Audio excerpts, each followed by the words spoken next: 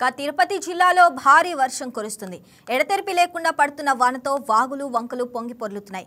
తిరుపతి పట్టణంలో కురిసిన భారీ వర్షానికి పలు ప్రాంతాల్లోని నీరు వచ్చి చేరింది. అలానే లోతట్టు ప్రాంతాలు జలమయమయ్యాయి.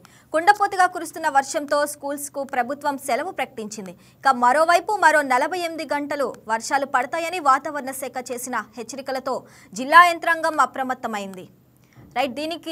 దీనిపై మరింత సమాచారాన్ని మా ప్రతినిధి రామాంజనేయులు అందిస్తారు. శ్రావణ్ గారు గత 3 రోజుల నుంచి కూడా అల్పపీడన ద్రోణి ప్రభావంతో తిరుపతి నగరం జలమయమైంది.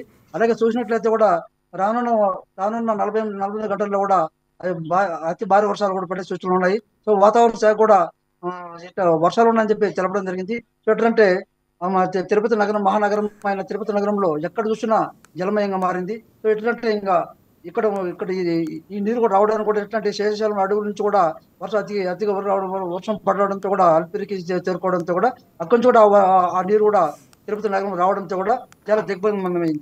అలాగే చూసినట్లయితే కూడా లీలమాలు railway station RT bus stand ఈ నగర ప్రాంతాలు కూడా నీరు ఏరులే పారుతుంది. అదేవిధంగా కపిల తీర్థం మీద కూడా అదేవిధంగా భారీ స్థాయిలో వరద నీరు రావడంతో 40 గంటల పాటు వర్షాలు పడతాయని చెప్పేసి వాతావరణ శాఖ తెలిపింది.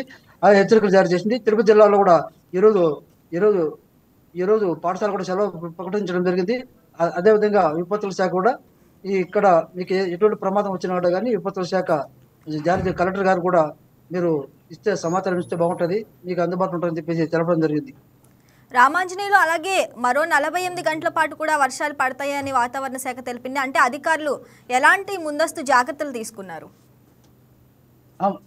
అదే కదండి శ్రావణి గారు ఏమో ముందుతో జాగ్రత్త చెప్పారు. ఎందుకంటే మీరు జాగ్రత్తగా ఉండాలి. ఇప్పుడు 44 గంటలు కూడా రాష్ట్రంలో కానీ రాయలసీమలో కానీ అతి భారీ వర్షాలు పడే సూచనలు ఉన్నాయి. సో ఇట్లాంటి మీరు జాగ్రత్తగా ఉండాలని చెప్పేసి సూచించడం జరిగింది. Right Ramanjaneyulu, thanks for the updates.